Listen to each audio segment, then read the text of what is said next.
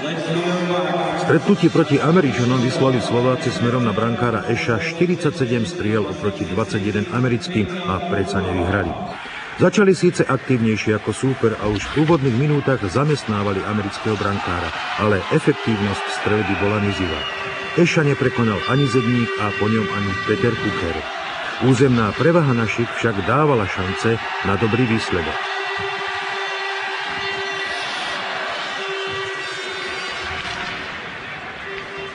Američania vychádzali zo zabezpečenej obrany. Pred brankára Lašáka, ktorý definitívne obsadil post jednotky mužstva Slovenska, sa dostávali zriedkavejšie, za to ich efektivita bola podstatne vyššia.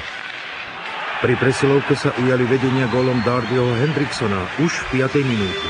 Hra v oslabení skutočne nebola silnou stránkou Slovákov. Napriek inkasovanému gólu bola aktivita neustále na hokejkách našich hráčov. Dobíjali americkú bránku, lenže v koncovke buď chýbal väčší dôraz, alebo prekvapujúci moment, ktorý by zaskočil americkú defenzívu. A tak sa postupne nepresadili ani Petrovický, ani Bartoš a ani najčastejšie strieľajúci slovenský obranca Lindner. Vôbec naši obrancovia predovšetkým pri presilovkách strieľali od modrej veľmi málo. Práve Lindner bol výnimkou z tohto tvrdenia.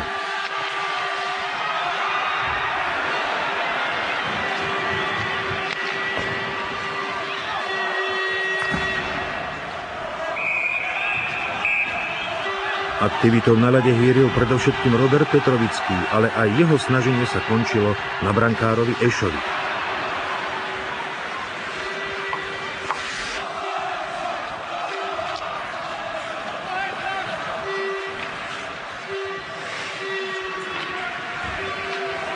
Nevyšiel ani Pardavého prienik.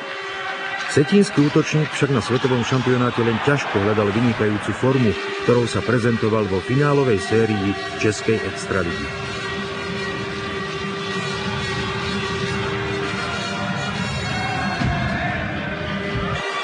Dobíjanie americkej bránky prinieslo úspech až na začiatku tretej tretiny. Marián Gáborík šikovne využil prihrávku od Bartoša a Ash poprvý raz kapituloval. Pre Slovákov to bola odmena za neutíchajúcu snahu o zvrat vo vývoji skóre. Všetci v hale boli presvedčení, že vyrovnávajúci gól definitívne zlomí odpor Američanov, ktorí len zriedka vychádzali z defenzívnej ulity. O ďalšiu zmenu skóre sa snažil Marián Hossa, ktorý však na šampionáte nestretol strelecké šťastie. Asha často zamestnával obranca Lindner. Naši to skúšali kombinačnými akciami i sólovými prienikmi, ale americké hradby odolávali, až udrelo na druhej strane. V záverečnej 10-minútovke sa súper predsa len častejšie a odvážnejšie dostával do obraného pásma Slovákov pred brankára Lašáka a udelil našim lekciu z efektívnosti. Ten by využil zmätok v našej obrane a súper opäť viedol o gól. Ten Slovákmi viditeľne otriasol a kým sa z toho stačili spamätať, prišiel tesne pred koncom stretnutia tretí úder.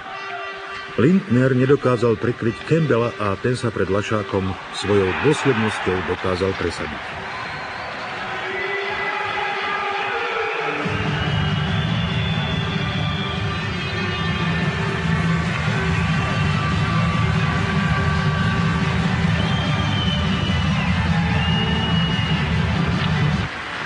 Márna už bola potom snaha našich aspoň o vyrovnanie. Zrušenie priniesla akcia Mariána Hossu, po ktorej naši dvíhali ruky nad hlavu od radosti, ale gól to nakoniec nebol. Hoci v zmetku pred americkou bránkou sa zdalo, že puk prešiel za Ashov chrbát. Hlavný rozhodca Kanaďan Wright však Slovákom radosť nedoprial a tí ani v treťom stretnutí so súperom elitnej šestky nezískali ani bod. Navyše rovnako ako proti Švédom prekonali súperovo brankára iba raz a to na úspech nemohlo stačiť. Bolo jasné, že ako štvrté mužstvo nadstavbovej skupiny narazia v Hannoveri na Čechov. V zápase s nimi už tréneri nemohli rátať s obrancom